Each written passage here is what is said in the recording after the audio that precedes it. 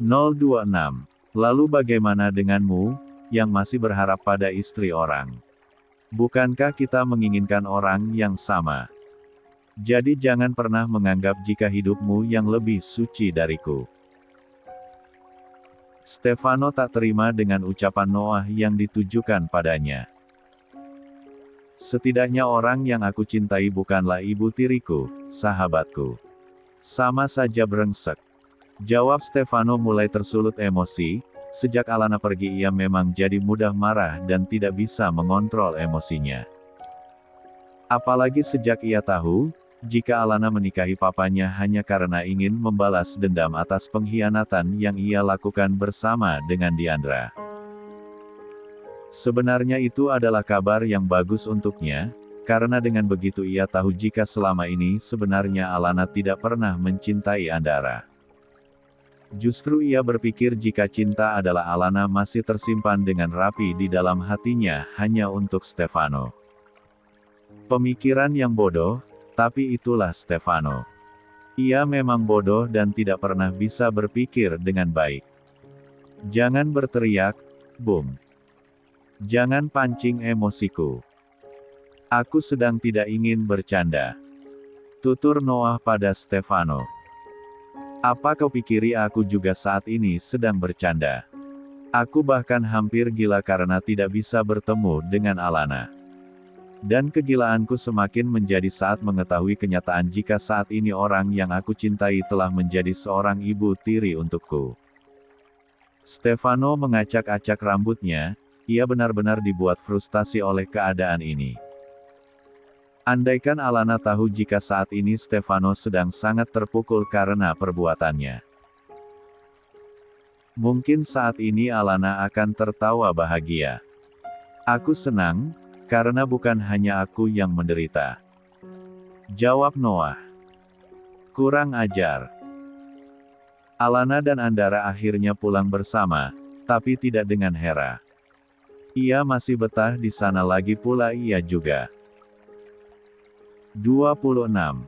Masih libur bekerja, jadi ia bisa bersantai sekalian kumpul ke Stefano. Jika di rumahnya, ia juga hanya sendirian, jadi bukankah lebih baik jika ia menghabiskan waktunya di desa karena di sana banyak Stefanonya yang menetap di sana. Sepanjang perjalanan Alana terus saja tersipu malu, karena Andara terus saja menggodanya. Bagaimana ia tidak malu kalau Andara selalu mengungkit jika sudah 2 kali ia memperkosa suaminya. Sedangkan Andara ia merasa bahagia karena telah dinodai istri sendiri. Bahkan ia tidak perlu repot-repot merayu Alana untuk tampil liar di hadapannya, karena tanpa diminta pun Alana malah tampak gila di hadapannya. Astaga, entah ada apa dengan mereka berdua sekarang. Apa mereka tidak sadar, jika mereka adalah pasangan teraneh yang pernah ada? Apa nanti malam kau akan menodaiku lagi? Tanya Andara. Alana yang sedang melihat pemandangan di balik kaca pun berdecak sebal, entah sudah yang keberapa kalinya, Andara meminta Alana untuk memperkosanya lagi. Sudah cukup Tuan Andara. Kau ini sangat cerewet. Aku baru tahu, jika di balik gunung es ini ternyata tersimpan Gunung Merapi yang sedang menyala-nyala. Jawab Alana dengan ketus. Sungguh Alana juga baru tahu, jika ternyata Andara yang ia kenal sangat dingin mempunyai hasrat yang begitu menggebu-gebu padanya. Jangan lupa, kalau kau adalah pemantiknya Nona.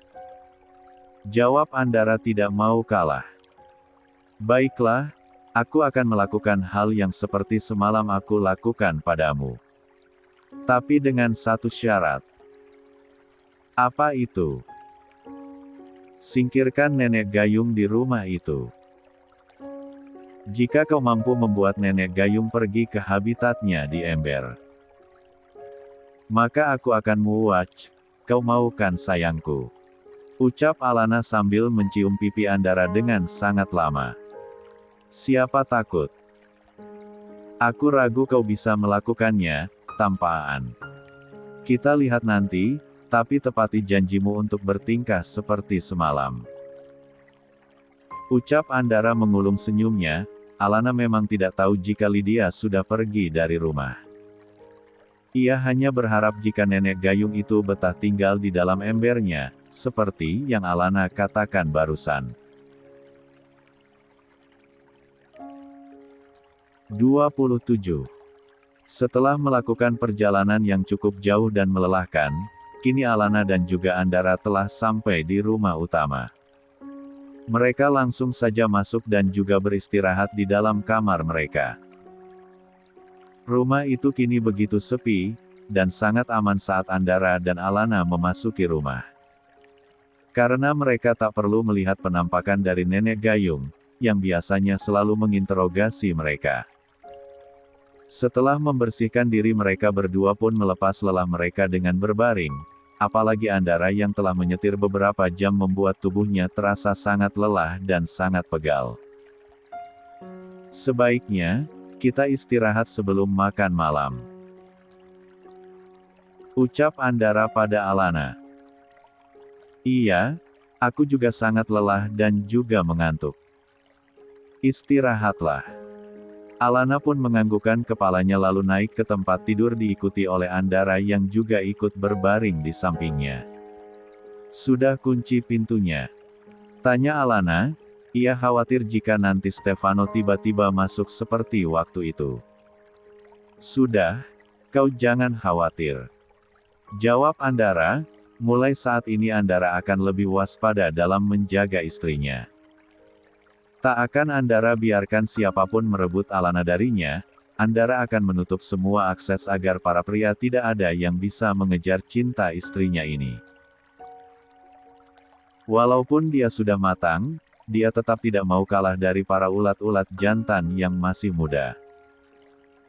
Sejak Lydia diminta untuk kembali ke tempat asalnya, Stefano pun ikut tinggal bersama dengan nenek tersayang. Ia merasa malas untuk pulang ke rumahnya. Itu karena tidak ada Alana di sana. Dan tentu saja Lydia sangat senang karena Stefano ikut tinggal bersama dengannya. Apalagi Stefano juga mengatakan jika saat ini ia masih marah pada papanya karena tidak mau mengalah dengan menyerahkan Alana untuk menjadi miliknya. Entah terbuat dari apa hati dan pikiran Stefano, ia tidak merasa jika pemikirannya itu adalah sebuah kesalahan yang besar, di mana ingin merebut ibu tirinya untuk ia jadikan istri. Kau baru pulang? Tanya Lydia pada cucu kesayangannya itu. Stefano yang sedang menyandarkan kepalanya di sofa langsung melihat ke arah Lydia.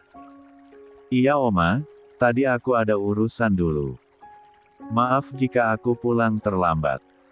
Jawabnya. Tidak masalah, mandilah dulu setelah itu kita makan malam, kau pasti sudah lapar. Stefano menganggukkan kepalanya, baiklah Oma, aku pergi dulu ke atas. Ucapnya pada Lydia, lalu ia pun bangkit dan pergi ke kamarnya. Di rumah ini ia bertingkah seperti seorang anak yang baik. Membuat nenek gayung semakin menyayanginya. Di kamarnya, Stefano tak langsung mandi, ia malah langsung berbaring dan membuka benda pipi miliknya. Di sana foto Alana yang cantik ia jadikan wallpaper di ponselnya, agar saat ia melihat ponsel wajah Alana lah yang pertama kali ia lihat. Alana di mana kau? Aku sangat merindukanmu. Gumamnya lalu mencium foto Alana. Baru saja Stefano akan menaruh ponselnya, benda itu malah berbunyi dan memperlihatkan jika Diandra lah. 28. Yang tengah memanggilnya. Stefano berdecak kesal saat melihat panggilan dari wanita yang masih berstatus sebagai kekasihnya itu.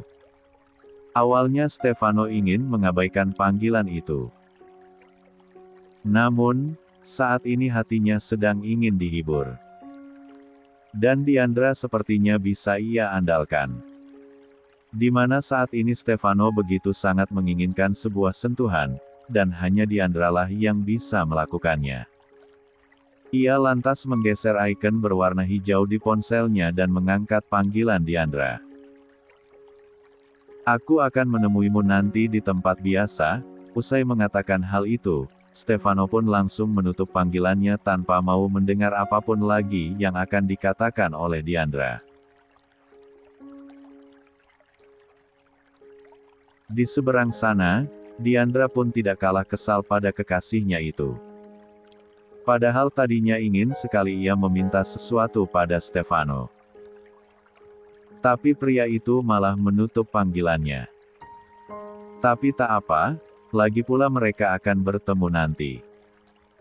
Dan Stefano akan menemuinya di hotel langganannya, tempat di mana mereka menghabiskan waktu bersama. Dengan saling bergumul dan berbagi peluh dan juga kenikmatan duniawi. Setelah makan malam, Stefano berpamitan pada Lydia untuk keluar sebentar. Ia tidak mengatakan kemana ia akan pergi. Karena malam ini Stefano ingin menghabiskan waktu bersama Diandra, sebagai pelampiasan hasrat dan juga rasa rindunya pada Alana. Diandra rupanya telah sampai duluan, dan seperti biasa, gadis itu selalu menggunakan pakaian yang membuat hasrat Stefano semakin naik. "Kenapa lama sekali?" tanya Diandra sambil mengalungkan tangannya pada leher Stefano dan bergelayut manja. "Jalanan macet," jawab Stefano lalu mengendus leher Diandra dan menciuminya, tak lupa juga jika memberikan jejak di sana.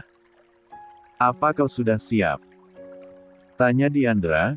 Wanita ini langsung membuka pakaian Stefano, lalu menyusuri tubuh kekar Stefano dengan jari-jari lentiknya. Stefano yang mulai terpancing pun mengerang nikmat. Ia menikmati semua sentuhan yang diberikan oleh Diandra pada tubuhnya. "Ah, syah." Diandra juga sangat menikmati permainan dari tangan nakal Stefano, juga bibirnya yang tak mau berhenti memainkan bagian depan tubuhnya. Malam ini pasangan tidak sah itu menghabiskan malam mereka dengan saling mendesah kenikmatan. Diandra tidak tahu jika saat ini yang ada dalam bayangan Stefano adalah jika yang ia lakukan saat ini adalah bersama dengan Alana. Ia begitu merindukan sosok mantan kekasihnya itu dan ia meluapkan segalanya pada Diandra. Karena ia bersedia untuk Stefano jadikan pemuas nafsunya saja. Alana merasa aneh saat ini. Kenapa rumah ini begitu sepi? Bahkan saat makan malam pun, ia hanya berdua saja dengan Andara. Tidak ada nenek gayung, ulat bulu ataupun anak tiri Durjana di sana. Pandangannya di rumah ini terasa menyejukkan mata dan juga hatinya. 29.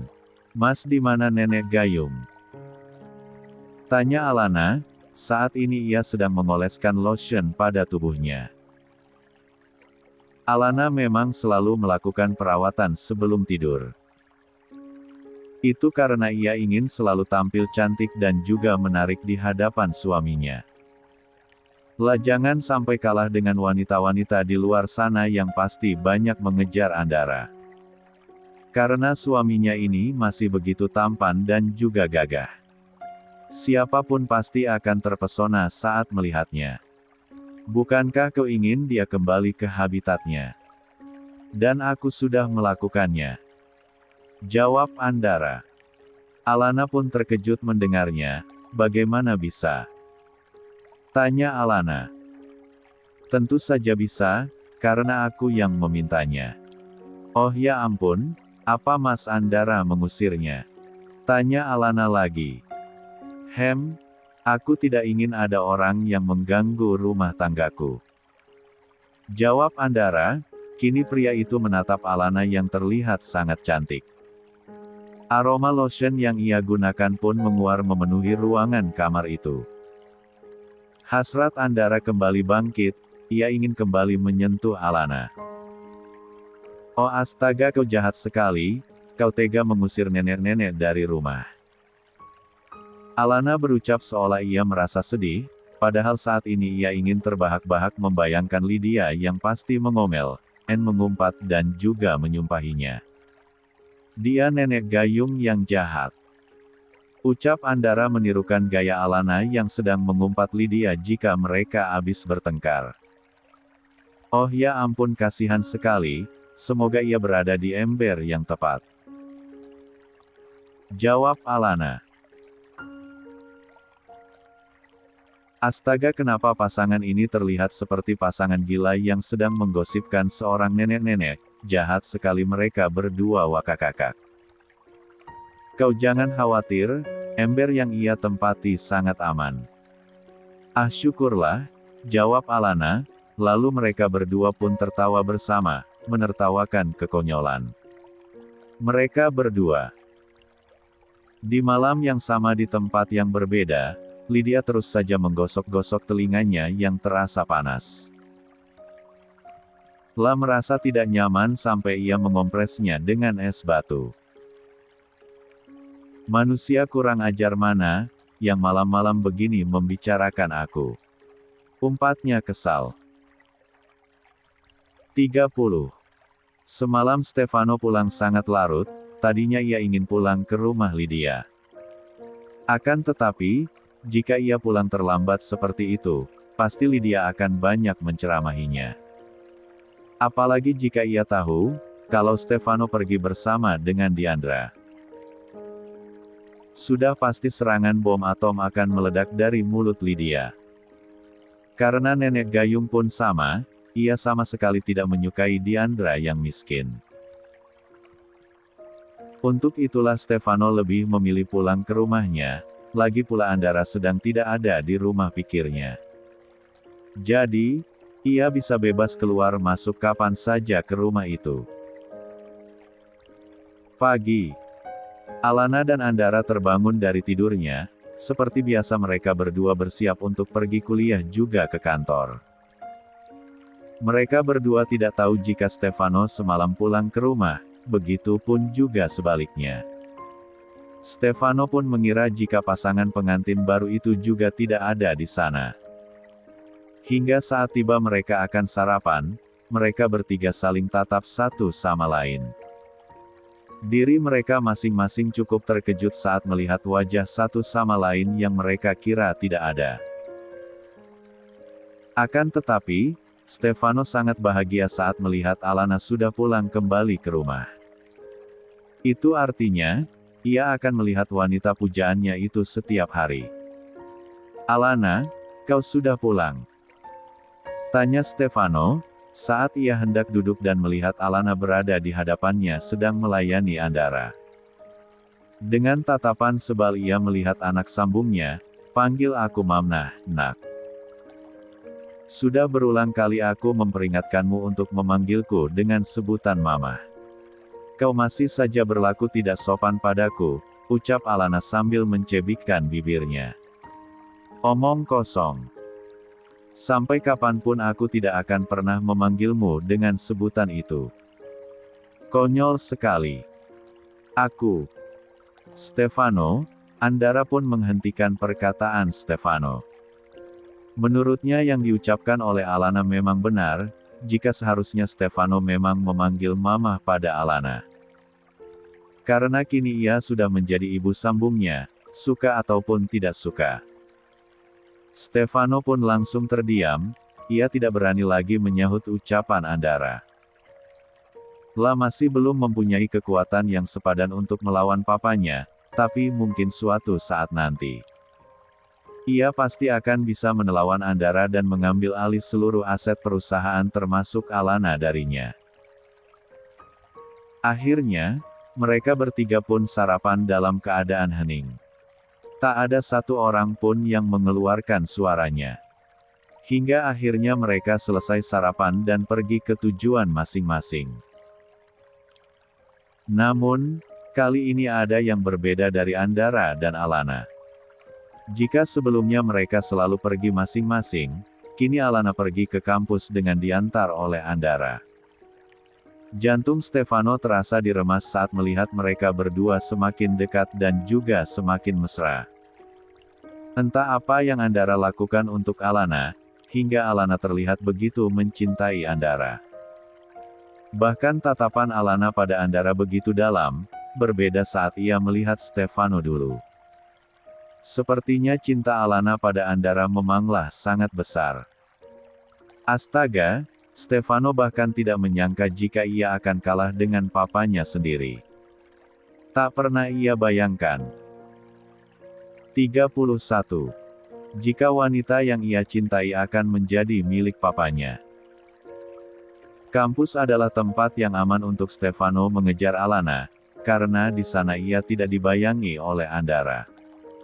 Untuk itulah ia tidak menyia-nyiakan kesempatan ini untuk mendekati Alana. Stefano ingin bicara dari hati ke hati dengan Alana. Ia ingin mengungkapkan seluruh perasaannya pada Alana. Dan Stefano berharap jika hati Alana akan luluh dan kemudian menerima cintanya kembali.